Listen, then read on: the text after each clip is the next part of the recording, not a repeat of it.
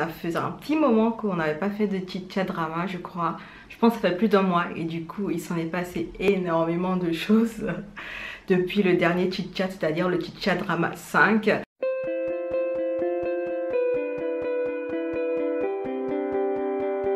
Hello, alors c'est la vidéo chit-chat drama 6, ça faisait un moment qu'on n'avait pas fait de chit-chat drama, je pense que ça va faire plus d'un mois depuis le dernier chit-chat drama de mémoire, je pense bien.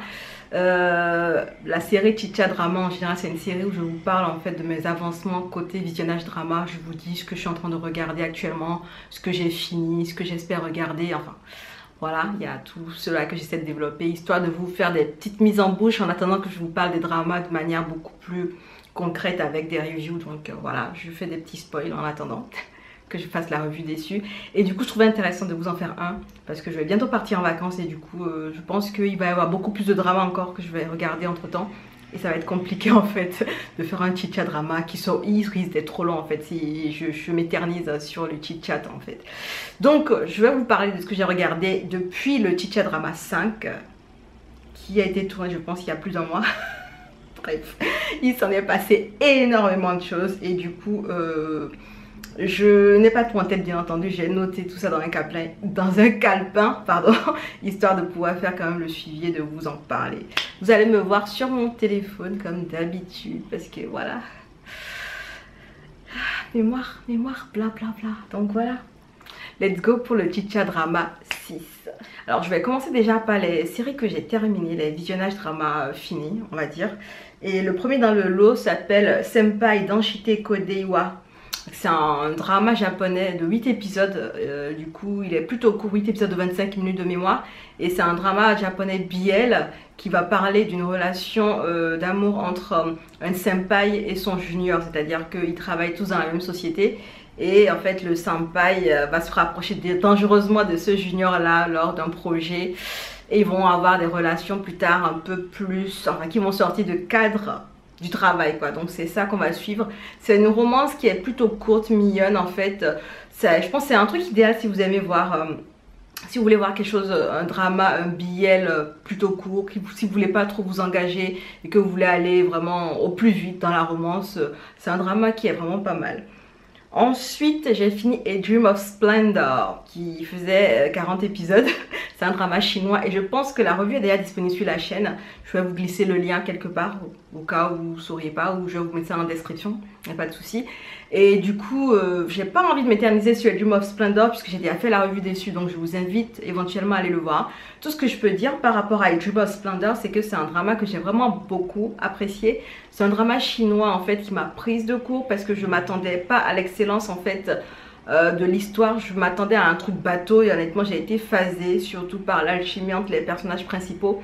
Je parle du mec principal et de la meuf principale qui a une alchimie de malade en fait. Vous allez adorer les voir converser. Leur manière de flirter, ouf. Non mais sérieux, laissez c'est long. Allez le voir, il est vraiment pas mal.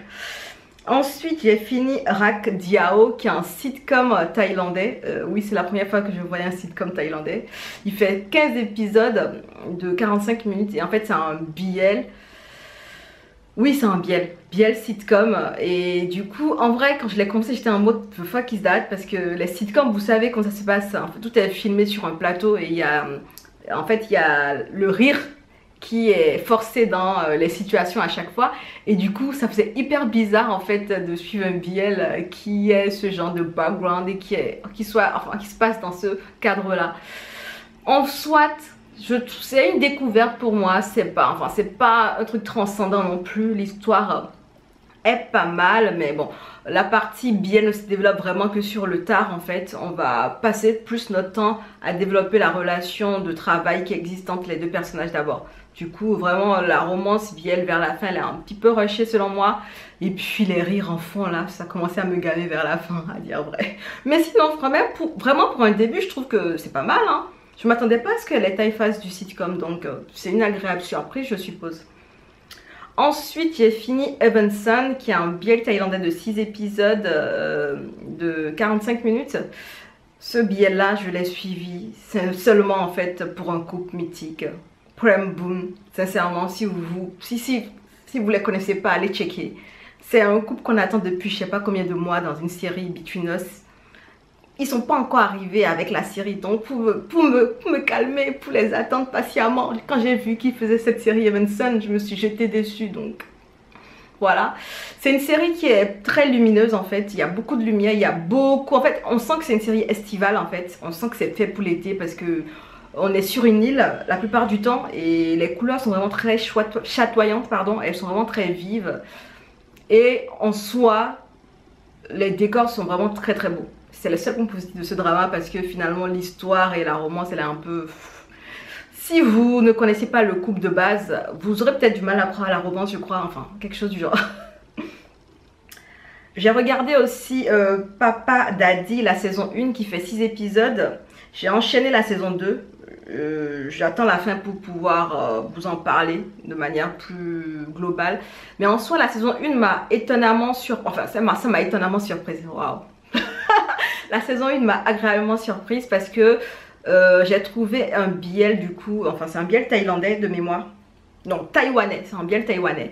En fait, la romance hyper réaliste m'a vraiment surprise parce que c'est une romance qui va aborder des thèmes qui sont propres en fait au couple LGBT comme parler de ça à sa famille, comme l'adoption, comment ça se passe, les droits en fait des personnes qui adoptent des enfants, comment est-ce qu'on gère ça, enfin, et aussi ça va parler de comment faire son coming out. Enfin il y a tellement d'éléments hyper réalistes qui sont abordés que j'ai trouvé ça bienveillant en fait, parce que j'ai l'impression que c'était un drama qui voulait montrer comment les choses se passaient en fait de ce côté-là, puisqu'on n'avait peut-être pas forcément cette vision-là. La plupart du temps dans les dramas, on a une version très édulcorée en fait des situations qui arrivent à la communauté LGBT. Et là, pour le coup, j'ai trouvé que c'était plutôt réaliste et qu'il nous donnait vraiment... il nous donnait des éléments en fait sur lesquels réfléchir par rapport à ce qui se passe actuellement et comment est-ce que les choses pourraient être améliorées en fait avec les droits au niveau des communautés, des couples LGBT. Donc c'était vraiment plutôt pas mal. La saison 2, j'attends qu'elle finisse et après je vous fais une revue sur les 2 saisons d'un coup.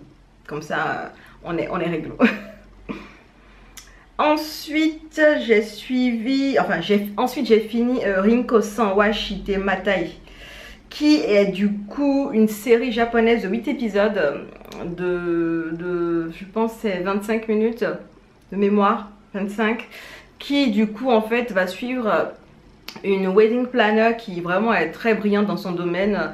Elle grimpe les échelons comme pas possible, c'est une carriériste et tout ça.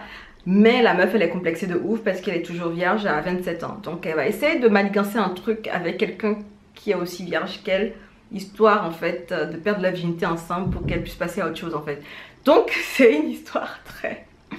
Comment dire, c'est vraiment particulier parce que du coup en fait la relation entre les 2 personnages principaux, les protagonistes, va démarrer sur en fait une relation charnelle et après va évoluer au fil des épisodes. Honnêtement, c'est un drama japonais qui change parce que là, habituellement on a des dramas qui sont plutôt en fait, on est plus dans la pudeur au niveau des dramas japonais.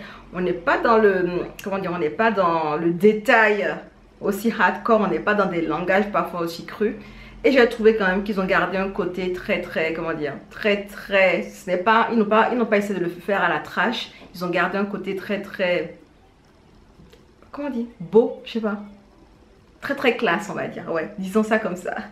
Et puis pour les dramas que j'ai fini, le dernier que j'ai fini en date c'est Love Mechanics, qui est un drama thaïlandais de 10 épisodes que j'ai fini et j'étais tellement contente honnêtement quand il est venu en mode version longue. Je me disais waouh, il fallait absolument que je le finisse et dès que le 10e épisode est sorti j'ai enchaîné je pense les 5 derniers d'affilée et puis voilà. Honnêtement Love Mechanics, je vais faire la revue dans pas longtemps de toutes les manières, mais c'est vraiment un excellent drama selon moi. C'est un très bon drama. C'est un de mes... En fait, les persos qui sont dedans, ce sont des persos choux à mon cœur, en fait, parce que j'attendais vraiment que leur histoire s'est développée, parce qu'elle n'avait pas été développée, en fait, dans la série qui avait été tournée en 2020, qui était juste une petite série, une mini-série, en fait, qui ne développait pas grand-chose. Et la version étendue, pour le coup, en fait, elle va en profondeur au niveau des personnages et waouh, on prend des claques, sincèrement, on prend des claques. Ensuite, quant au drama que je suis en train de visionner actuellement, il y a Love Like the Galaxy, qui est un drama chinois de 56 épisodes. Je suis pas loin de la fin quand même, je suis à l'épisode 46 et honnêtement, très agréablement surprise. C'est comme en fait A Dream of Splendor, je m'attendais absolument pas à grand chose et j'ai commencé cette série là, j'ai enchaîné les épisodes et là... Je me le prends comme des petits biscuits avec du lait. D'ailleurs, j'ai fait une review où je vous parlais, je vous donnais mes premières impressions sur la série. Donc, je vais vous inviter à aller la voir parce que sinon, si je déteins, en fait, cette vidéo Chicha va prendre énormément de temps. Je sais que vous avez d'autres choses à faire. Donc, ensuite, je regarde actuellement Unforgotten Night. Je suis à l'épisode 8 et ils ont prévu 12 épisodes. Et comment vous dire que c'est ce drama thaïlandais, ce biel thaïlandais, c'est vraiment... c'est n'importe quoi. C'est un drama qui me fait rigoler de ouf parce que il y a beaucoup de choses qui ne vont pas.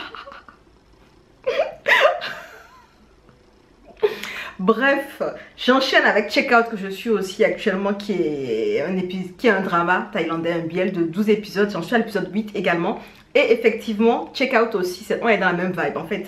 Unforgotten Night et Check Out, ce sont des dramas que je trouve très risibles parce que honnêtement la qualité n'y est pas. J'ai d'ailleurs fait une revue par rapport à ça. Je vais vous glisser le lien en description pour que vous ayez voir dans le détail ce que j'en pense parce que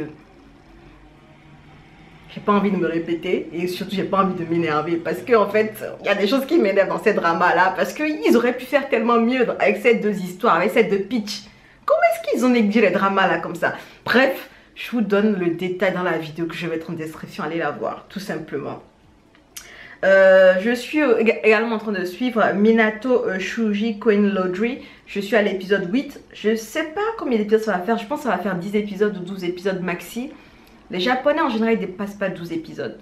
C'est un biel japonais, c'est un biel plutôt court. Les épisodes sont de 20 minutes, 25. Et on est dans une vibe un peu cute en fait. C'est un trentenaire qui est vraiment paumé dans sa vie, qui va retourner dans sa ville natale. Et va tenir en fait l'odromat. Comment on dit ça en français? J'ai oublié.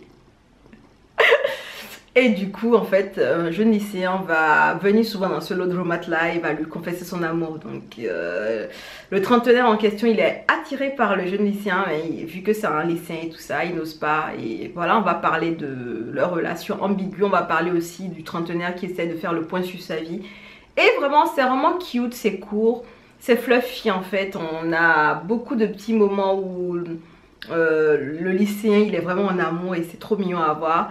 Même si on se dit que bon c'est un peu tendu quand même comme type de relation à mettre en avant. Mais les japonais ils font vraiment ce genre de trucs. Je vous ai déjà parlé de quelques dramas dans ce genre où, enfin bref, il y a des relations ambiguës des profs et puis leurs élèves. Bref, on va pas parler de ça là maintenant. Tout ça pour dire que moi j'aime bien le côté où le trentenaire en fait il fait le point sur sa vie et il essaie d'affronter en fait tous les traumatismes qu'il a vécu parce que finalement il a fui en fait pour se réfugier dans sa vie natale, il n'a pas affronté ses démons et on le voit les affronter avec le lycéen qui l'aide parfois, qui donne quelques pistes ou qui sans le savoir lui apporte une réponse. Et honnêtement c'est pas mal à voir, c'est pas mal à voir. Ensuite je suis Coffee Melody, je crois que ce sera un biel de 12 épisodes, c'est un drama thaïlandais de mémoire. Si, c'est un drama thaïlandais. Et honnêtement, je suis à l'épisode 6 actuellement. Et c'est des épisodes de 45 minutes. Personnellement, je trouve que c'est un drama qui est mignon. Mais il y a quand même des choses qui vont pas. Ça, c'est sûr. Je vois qu'il y a beaucoup de commentaires sur les sites de streaming qui disent que ce drama, c'est vraiment n'importe quoi. Il y a des moments, en fait, de criant de vérité, moi, qui ne me font pas lâcher le drama. Par exemple, des moments, parce que clairement, enfin, je voudrais parler de l'intrigue. L'intrigue, en fait, c'est un musicien, enfin, non. C'est un paroleur, il écrit des... Non, c'est un parolier. Parolier, je crois. C'est quelqu'un qui écrit les paroles de musique qui va croiser dans un café. Le gérant de ce café-là, il va tomber en amour pour lui. C'est-à-dire, il va avoir le coup de foudre. Donc, il va lui faire du rentre-dedans. Genre, il va le draguer ouvertement. Il va flirter de ouf. Et justement, moi, c'était la partie flirt que je trouvais trop mignonne parce que je trouvais qu'on ne montrait pas ça souvent dans les biels thaïlandais, en fait. Là, on avait un mec qui assumait son choix en fait par rapport à ses préférences et qui faisait vraiment, qui draguait un autre tranquillement, easy peasy. Et ils étaient très beaux ensemble parce qu'ils engageaient une sorte de flirt et tout ça, c'était léger, c'était mignon, avec des petits pics, avec, vous savez, ces petits moments là. Donc c'était vraiment trop cute pour moi. Et c'est vrai que il y a beaucoup de choses qui ne vont pas comme la manière dont la relation entre les deux évolue. Elle évolue un peu trop rapidement et les gens on est déjà dans on est déjà dans les clichés un peu à la what the fuck. Mais bon, comme je vous le dis, il y a des moments en fait qui moi m'accrochent à ce drama là, qui sont en général les moments où en fait le parolier va parler avec son ami. Il a une meilleure amie et sa meilleure amie, elle est vraiment touchante as fuck en fait. C'est une fille en fait qui est dans la vie, enfin enfin, oh, comment vous expliquer? Elle est vraiment trop, elle est trop humaine en fait, parce que ce qu'elle vit en fait, c'est la vie qui lui joue des mauvais tours. Elle a grandi, certes, elle pensait que le fait de grandir allait en fait ouvrir plusieurs voies, allait la rendre plus libre, mais finalement, en fait, même quand on grandit, en fait, on a toujours les problèmes qu'on pensait pouvoir résoudre quand on grandit. Enfin, elle est vraiment... Elle a des observations qu'elle fait avec le jeune homme qui sont vraiment très intéressantes. Et moi, c'est beaucoup pour elle que je suis le drama et aussi pour le côté flirty entre les deux personnages principaux. Mais sinon, la relation évolue un peu trop vite et il y a un peu trop de what the fuck. Un peu quand même. Et puis, je regarde aussi Ashita Watashi wa Dare Kano Kanojo. Qui est un drama japonais. Honnêtement, c'est un drama japonais limite tranche de plusieurs vies. Je suis à l'épisode 3 et il y en a 12 d'épisodes. Les épisodes font 45 minutes de mémoire. Et ce que j'aime dans ce drama, c'est que c'est un drama avec une vibe réaliste en fait. On va suivre des jeunes filles à Tokyo. Et ces jeunes filles-là, en fait, Tokyo, c'est une ville qui coûte cher. Et c'est des jeunes filles qui aiment bien s'apprêter, qui aiment bien être présentables. Du coup... va se poser à un moment donné le problème des sous, comment avoir des sous pour pouvoir vivre, pour pouvoir suivre le train de vie de Tokyo. Et elles vont se retrouver à faire des choses. Il y en a une qui va devenir, vous savez, les sites de dating, enfin non, où tu prétends être la petite amie de quelqu'un. Bref, elle va faire quoi? Bref, tout ça pour dire que du coup les filles vont devoir se débrouiller pour trouver les sous, pour pouvoir payer leurs études, payer la nourriture, la location et tout ça. Et honnêtement, ce qu'elles traversent, ce qu'elles vivent, c'est ouais, enfin ça vous déchire le cœur parce que en soi, ce sont des villes qui sont catapultées en fait dans la grande ville en fait. La plupart d'entre elles ne sont même pas de la ville en fait. Donc elles découvrent des choses et puis voilà. C'est la dureté de la capitale, de la grande ville, la solitude aussi. C'est les décisions qu'il faut prendre pour suivre au jour le jour. Et honnêtement, c'est bien traité. J'aime bien comment les Japonais traitent les sujets qui ont rapport comment dire, au marchandage de faveurs pour des sous. Parce que ça se passe énormément dans la série. Mais les faveurs ne sont pas que sexuelles, il y a d'autres faveurs qui n'ont rien à voir avec celles sexuelles. Mais tout ça pour dire que les filles, elles faisaient ce qu'elles avaient à faire en fait pour avoir le MIF, quoi. Parce qu'à un moment donné, il fallait bien vivre, payer sa nourriture, payer son loyer et tout ça. Et à l'épisode 3, honnêtement, j'aime bien ce que je vois actuellement. On a développé un petit caractère, on en a développé 2 jusque-là. Il y en a encore 3 autres, je crois, qui vont être développés plus tard. Et j'ai hâte de voir en fait comment est-ce que ces filles-là, leur chemin va se croiser et comment est-ce qu'elles vont peut-être évoluer ensemble ou pas. Donc j'ai hâte de voir ça. Honnêtement, c'est un drama dans lequel j'ai beaucoup d'attentes parce que je sens qu'il sera très bon. Bref, donc voilà. Et je crois que j'ai fini de vous parler de dramas en cours. Sachant que je savais que la vidéo serait longue à cause de tout ce que je vous dirais pour les dramas finis et dramas en cours. Je n'ai pas préparé de liste de dramas à venir parce que honnêtement, j'aimerais déjà finir ce que j'ai en cours avant de penser à en ajouter d'autres dans la liste. Donc ouais, je crois que j'ai fini avec cette vidéo, hein, techniquement. N'hésitez pas à glisser en commentaire ce que vous regardez actuellement comme drama. Vous pourriez éventuellement me donner des idées de dramas à regarder. Pour ma part, j'en ai fini avec cette vidéo et je vais vous laisser. Ouais, je vous laisse. On se dit à bientôt dans une prochaine vidéo. En attendant, prenez soin de vous. Allez, ciao!